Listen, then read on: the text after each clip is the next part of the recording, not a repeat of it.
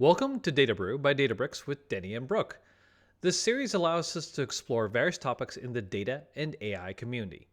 Whether we're talking about data engineering or data science, we'll interview subject matter experts to dive deeper into these topics.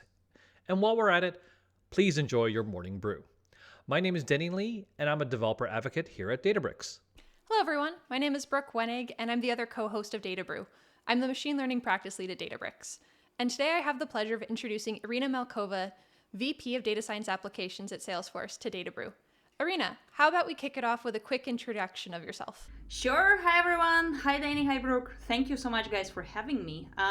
Like Brooke said, I lead a team called Data Science Applications. It's a really cool little team at Salesforce whose goal is to develop ML apps for our internal stakeholders to help them make better decisions. So stakeholders would be product managers or customer success or salespeople, and decisions have to do with making our customers successful. Happy to be here. Excited. I love the customer obsession. Before we jump into some of the use cases that you're working on at Salesforce, how about we take a step back and talk about how did you get into this field of machine learning?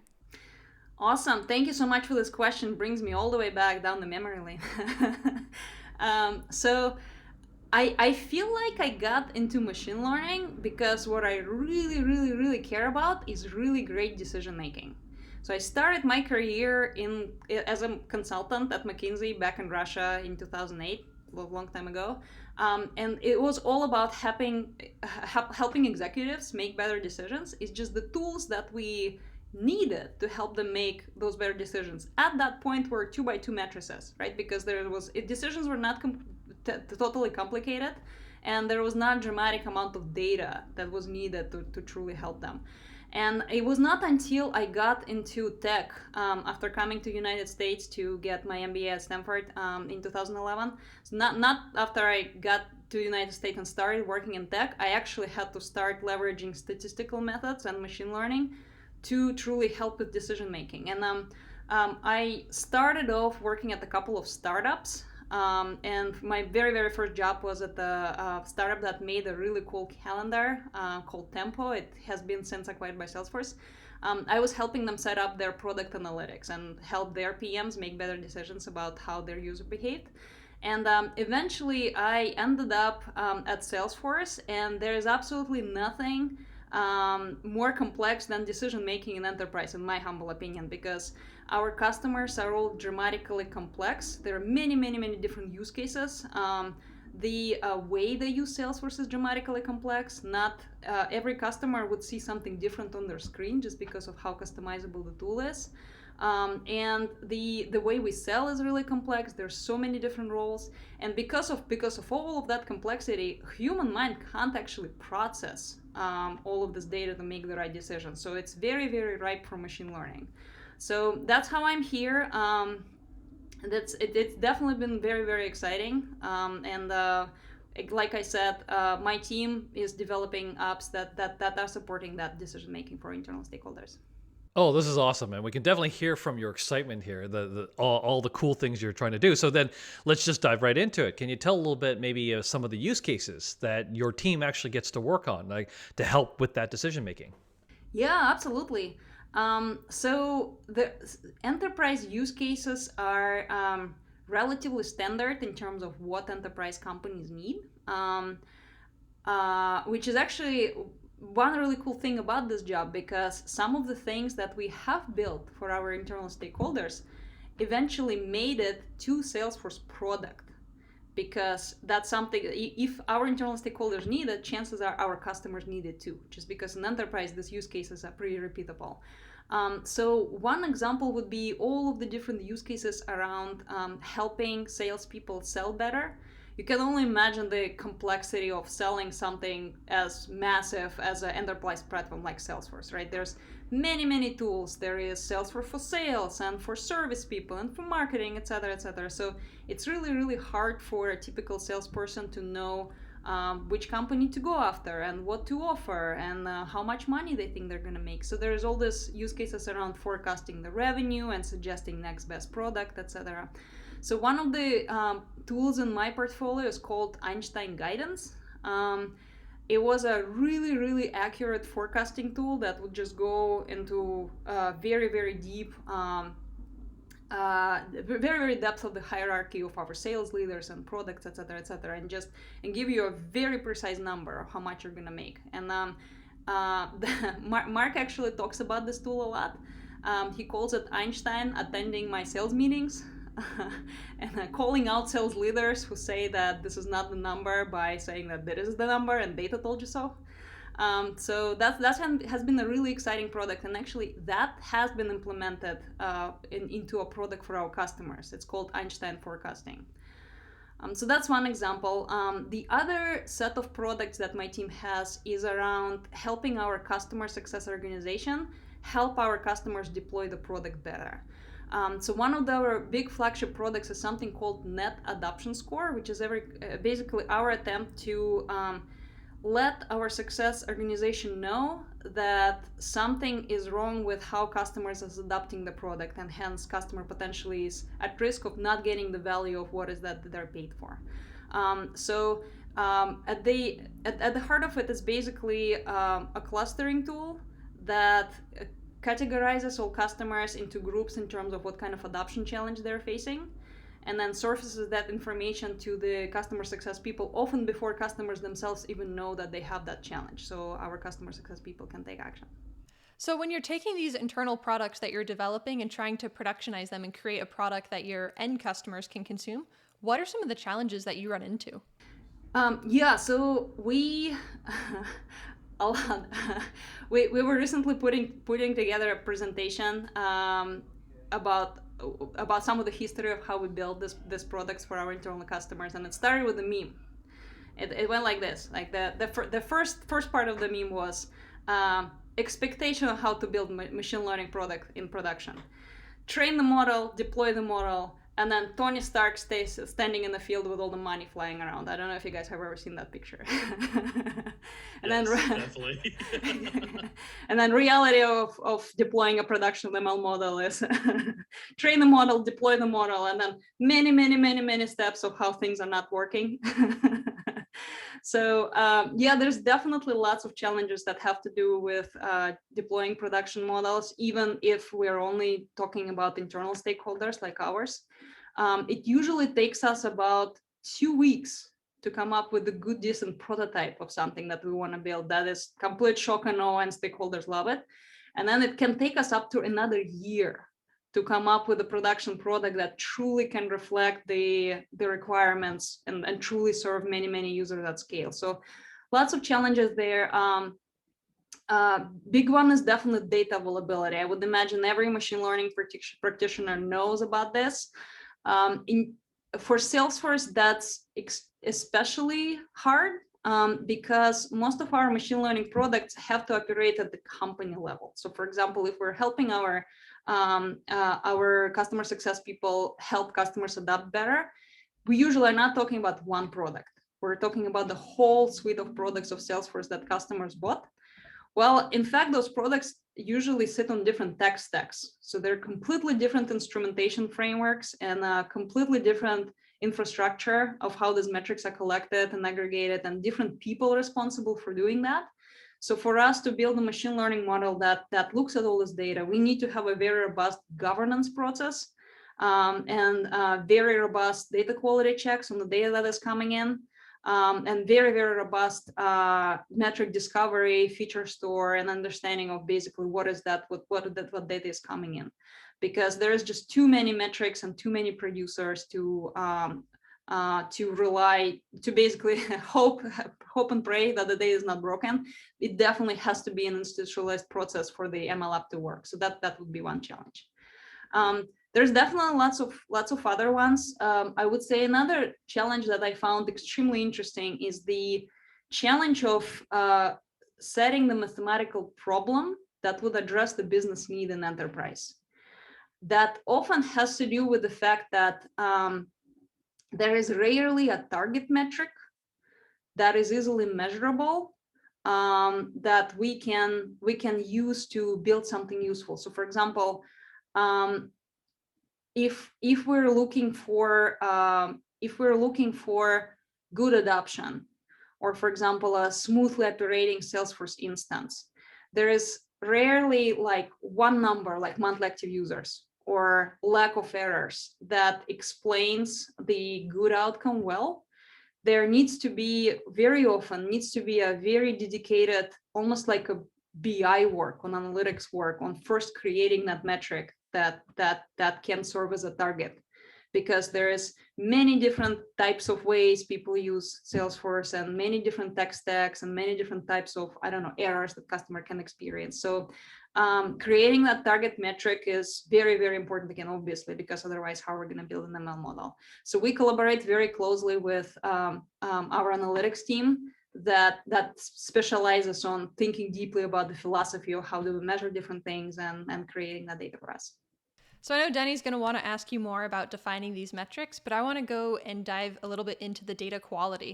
How do you ensure that you have high data quality? Are there any tools that you use like Great Expectations, or do you do everything homegrown in-house to evaluate your data quality and ensure everything's high fidelity? Yeah, that's a fantastic question. So I actually, before Salesforce, I used to work at the data governance company called Alation that makes data catalog. It was a fantastic ride, and that was actually how I joined Salesforce. I was working on a sales deal with them as part of Alation team, and I loved the team so much that I was like, okay, I can't leave you guys. I gotta stay.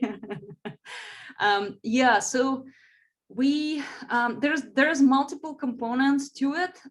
So our Alation is our current data catalog solution. So it basically allows us to, at the very least, know what do we even have. And there is multiple levels to knowing what are those assets that we have. So there are hard assets like data sets and reports. And then there is a higher level conceptual assets like business metrics, which Alation also allowed us to record. And then data quality is a separate track. Alation allows us to know what we have, but doesn't really tell us whether it's good or bad. So in terms of data quality, I'm a little bit out of my depth here, but we do have an amazing information management team, and they introduced this concept of data contract, where you basically, as a data producer, as a data consumer, you handshake on a contract that says like, hey, here's what data is, and here are all the how it's supposed to look like, and like the null values, and with the potential SLA on when the data is coming through, et cetera, et cetera. And then around that data contract, there are services that basically help to validate it. So many smart people put together many data contracts. There's a people and process element to that as well. There's always has to be a data producer who can investigate very quickly a data issue if it is escalated to them. So again, with all of that, this is how we approach data quality. Wow, that's really cool. It's while we're not going to dive too much into it, that's sort of cool that you're calling out this concept of a data contract, or to ensure data reliability, because it goes back to the usual thing. Unless you've got decent enough data, your machine learning isn't going to tell you much, is it? So yeah, but EDA okay, takes 90% of the time. exactly. Okay, so but hey, I do want to definitely focus on the metrics part. So how often do you you mentioned that net adoption score, that score that you created, right? How often do you need to change that score, or do you change the metric itself or its definitions? Do you have to do that, or have you been able to solidify it now? And for that matter, maybe even a little historical context of how you came to decide that you needed to create this in the first place. Awesome question. Thanks again for taking it down the memory lane. Oh, sorry about that. No, so seriously, it's one of the fun memories. So we used to do product. So I'll start with how we created net adoption score, because I think it's pretty informative. So we used to do product analytics and product data science in the same way as many consumer companies would, where we had pretty strong expertise within each individual pillar. So for example, within the CRM product or within the marketing product, we had all the metrics existed within each product. And metrics all were raw. So for example, for CRM is a product that is sold using user licenses. So it stands to reason that most important metric is active usage, monthly and daily, because if somebody bought a license, it stands to reason that you probably want them to use it. and everything trickles down from that.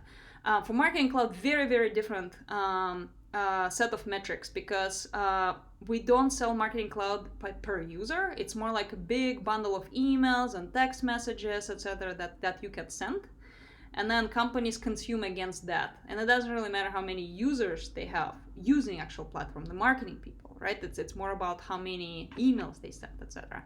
So Net Adoption Score started when our new then Chief Product Officer, Brett Taylor, who since then became COO. He's a really, really cool person. He was the founder of Quip that Salesforce acquired. So he came in and he was like, can you guys show me the picture of adoption across all of the products?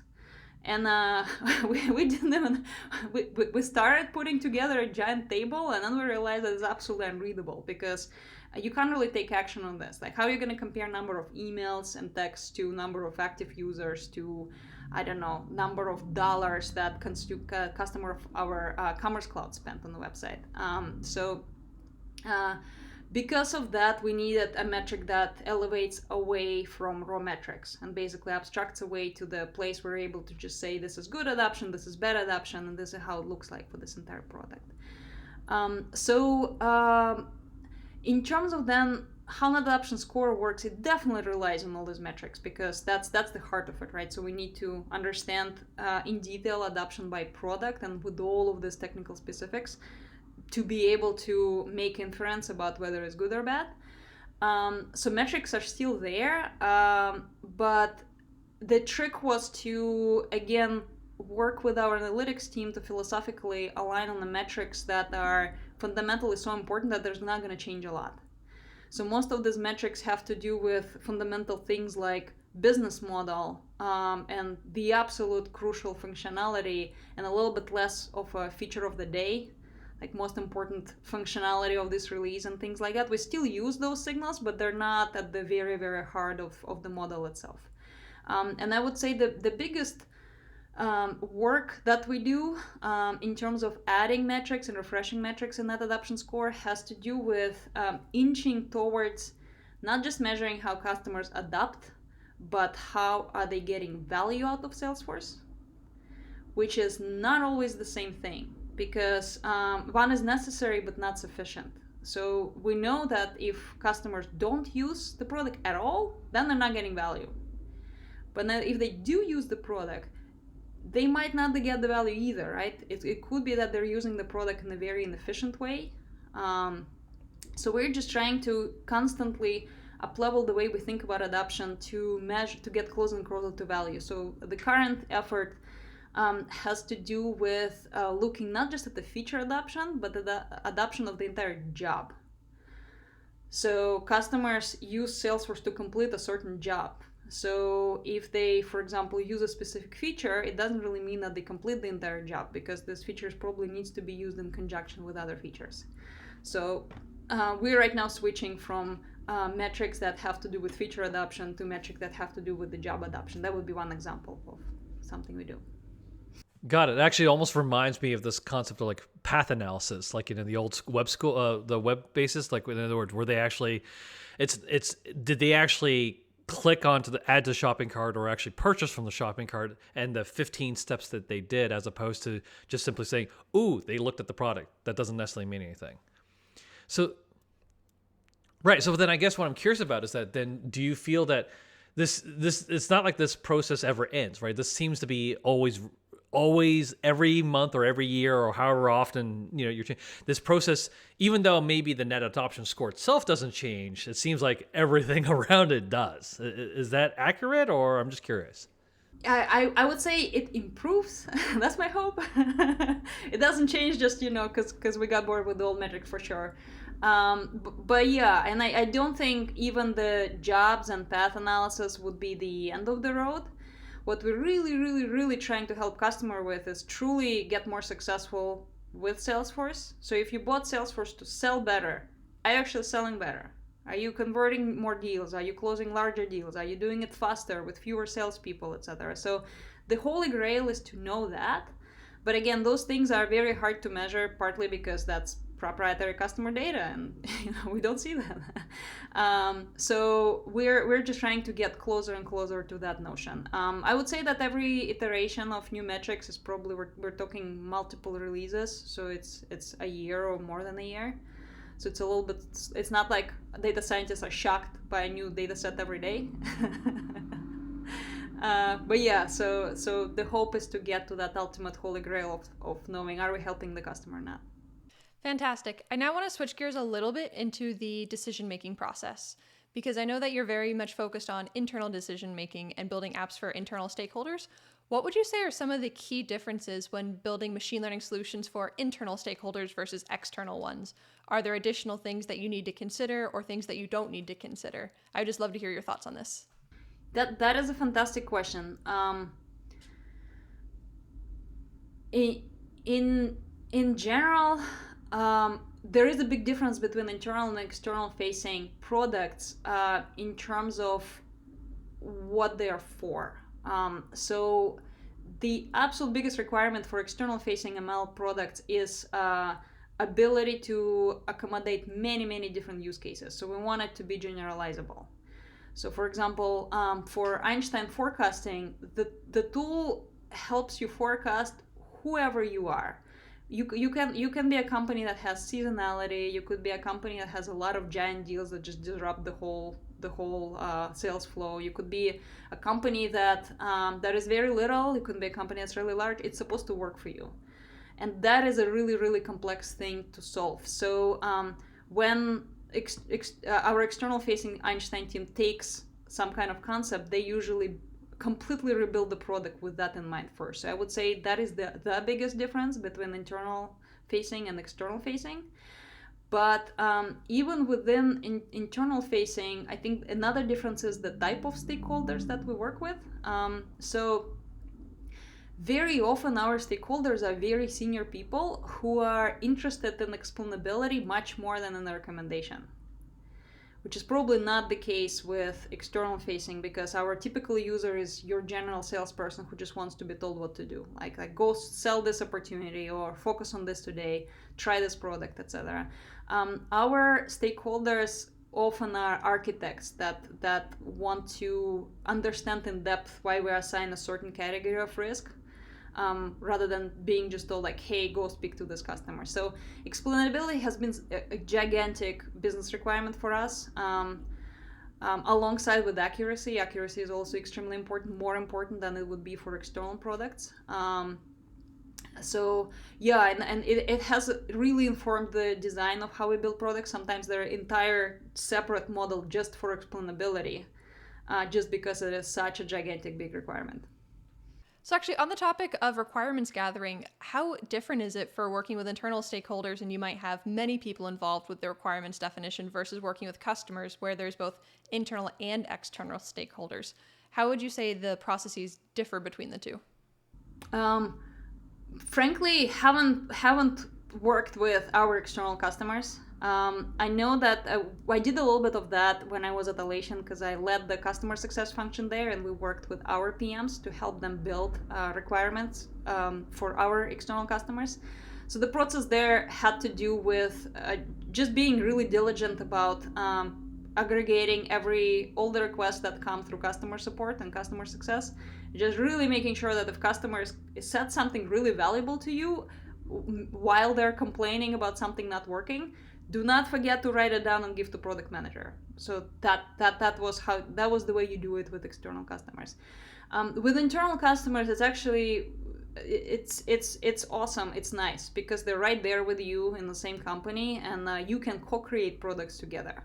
So there's a lot of people who are extremely technical and extremely excited about our mission, who are just willing to not go through Python notebooks and CSVs, and they don't need a nice UI to collaborate with us. Very often, a senior customer success colleague would be like, I'm a rocket scientist by education. Please work with me. I really want to work with you guys. So there's a lot of excitement about data science in the company. So we definitely have no shortage of awesome people who want to work with us. That's awesome. Actually, this naturally leads to the question then, how do you especially as a manager, right? How do you keep up with these latest advancements? Like, you've got your rocket scientist here, you've got your data analyst there, but then how do you keep like on top of all the advancements in machine learning and deep learning, so that way you can still be helpful to everybody? Yeah, awesome. Thank you for this question. I personally believe that even as a manager, I gotta do some things with my hands.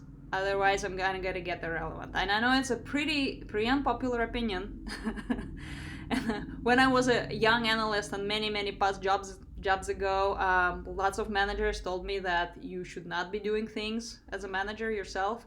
But I just feel like this industry is changing so rapidly that if you're not being at least a little bit hands-on, you get completely out of touch very quickly. So my team's culture is kind of like that. So my boss, for example, spent his Thanksgiving vacation making his drone recognize cat from dog, which was really nice. I up until pretty recently, I also did some prototypes myself. My background is a little bit more towards product management rather than data science. So I still do a lot of little producty tasks. So like build a little prototypes and just play with things. So I just generally believe that being hands-on is really important. I definitely don't have enough time to be hands-on to try all these different methodologies. So I heavily rely on the team to post interesting links. And we have a lot of internal meetings where people just summarize stuff that they're learning. But again, really believe that if I stop doing things with my hands completely, I will not be able to parse through all the smart things that they're saying anymore, and I will become really irrelevant. I actually completely understand your feeling. I had a past boss that basically was talking about now, because he was actually like at the CXO level. So he basically said, yeah, the problem with people like us is that they've put the handcuffs on, so we're not even allowed touching the keyboard anymore, right? So, and so I actually understand. I'm sort of like you from that standpoint. I've been fighting that as long as I possibly can to prevent myself from not being able to write code. So keep the good fight. Exactly, break those handcuffs. Okay, but actually, in all seriousness, I did have a question in terms of, especially because coming from your perspectives, do you have any recommendations on how you use machine learning to drive business value? I mean, that's what you're doing all the time. So, for anybody who's listening to this, vidcast podcast, do you have any recommendations on how other people can do the same thing that you're doing right now? Yeah, one thing that was extremely important for us is to get disciplined about measuring the outcomes of the decisions that our machine learning apps are driving, and then be extremely cognizant of how that compares to the cost of maintaining those applications. And the trap that I often see teams fall into is they ignore the cost completely, and B, they think that if their tool delivers some incremental value compared to absolutely nothing or an Excel spreadsheet, then that's great. And very often they would build a number of applications and don't really rationalize the portfolio ever. And in the end, they're stuck maintaining a whole bunch of apps that are not really even all that useful. So we really are pushing to be disciplined about getting the feedback from stakeholders and then constantly trying to connect the outcomes that our tools drove back to the contribution from our tools. It's not easy at all because we're in the decision-making business, and we're just only one output to making a decision, and in the end the human is the one responsible for taking action, and it's pretty hard to attribute the success to the tool specifically. But nevertheless, I do think it's really important work to keep connecting our output with our ultimate customer success. And again, the notion of being very careful about the ROI of the app and going through your portfolio, seeing what doesn't really create value anymore, what should we do with it, knowing exactly how much maintenance takes, and being pretty disciplined about your project management, right? And knowing how much time are you spending on KLO and how expensive it is for you to maintain these production apps. I think all of that is extremely important to maintain a healthy portfolio of machine learning apps. Yeah, discipline is definitely a super important trait for any machine learning organization or team. I'm just curious, how do you decide the trade-off between spending your development time on building a new feature versus maintaining an existing one? Like, how much time does it take to maintain something that once you've already deployed it? That's a fantastic question. Too much. I'm sure we all would rather be building new features. That's for sure. Yeah, we are. This year we're even creating finally a productivity operations org within our team that can actually focus on decreasing the cost of maintenance. I think now the apps that I mentioned, Einstein Guidance and Adoption Score, they are just some of the larger ones. We have a whole bunch of smaller apps, in total probably a dozen or maybe a dozen and a half, that I think at this point there needs to be standardization in order for us to reduce the maintenance cost. So we're looking to invest into better DQ tools and better deployment tools and monitoring tools to drive that cost down. Right now we still have a lot of time to develop new features, but data scientists are not happy. There's definitely way more maintenance than there was 5 years ago. So definitely something that we want to keep decreasing. Well, definitely let us know once you figure out what those magical tools are. We definitely want them too. I can only imagine. And I guess that makes sense that you have more maintenance now than you did 5 years ago, because you probably have more use cases now than you did 5 years ago. Yeah, that's exactly the case. And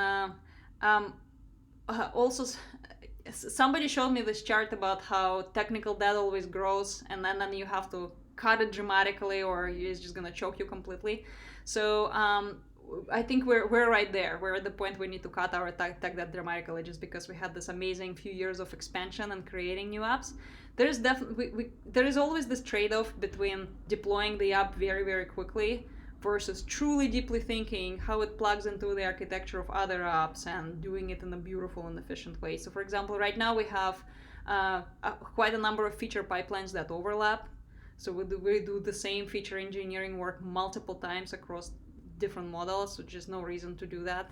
It's also not very beautifully wired in terms of where the feature is engineered. So it's not always engineered at the very beginning. Sometimes it's re-engineered multiple times in a different model. So all these things that could have been better. So yeah, this is definitely a focus for our team for the next couple of years. Well, I just want to say thank you so much for joining us today on Data Brew and sharing all of your thoughts about how you can use machine learning to drive business value, how you can align among all of your stakeholders, and how you can successfully develop ML applications. So thank you again, Irina, for joining us today. Thank you, Brooke and Danny. So nice to meet you.